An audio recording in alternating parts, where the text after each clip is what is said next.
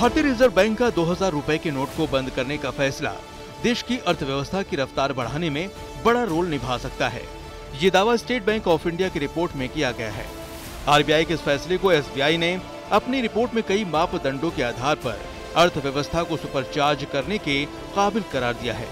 SBI के group chief economic adviser Soumyakanti Ghosh ने eco rap report में कहा है कि 2000 रुपए के नोट बंद किए जाने या वापस किए जाने के कई फायदे होंगे, जिनमें सबसे पहला है कि ये तुरंत असर दिखाते हुए बाजार में कंजप्शन डिमांड को बढ़ा सकता है।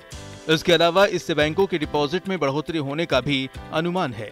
लोगों का लोन वापस करने में भी ये नोट बदली मददगार होने का अनुमान जताया गया है।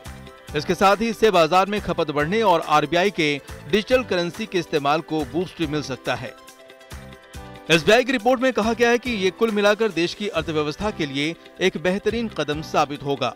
आइए अब जानते हैं कि एसबीआई के हिसाब से कितनी डिमांड ये नोटबंदी बढ़ा सकती है।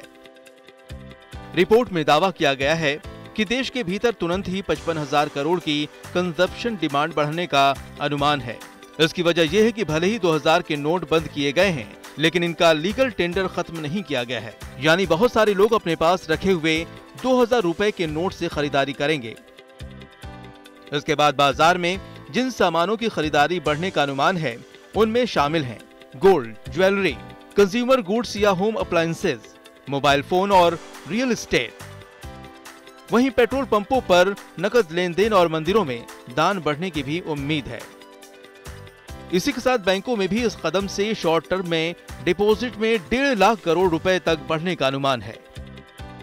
सरकारी बैंकों के डेटा पर नजर डालें तो पता चलता है कि 2 जून 2023 को खत्म हुए पखवाड़े में बैंकों की कुल जमा में 3.3 लाख करोड़ का इजाफा हुआ है। रिपोर्ट में यह भी कहा गया है कि लोग लोन का भुगतान भी करेंगे और ये रकम करीब 92,000 करोड़ रुपए तक हो सकती है। इसका फायदा होगा कि बैंकों की लोन दर में कमी आ सकती है। अगर ये अनुमान वाकई सटीक साबित हुआ तो फिर महंगाई के बोझ से लोगों को बड़ी राहत मिल सकती है और ये रियल एस्टेट की बिक्री बढ़ाने में मददगार साबित हो सकता है। वीडियो पसंद आया तो हमें लाइक, कमेंट, शेयर और सब्सक्राइब जरूर करें।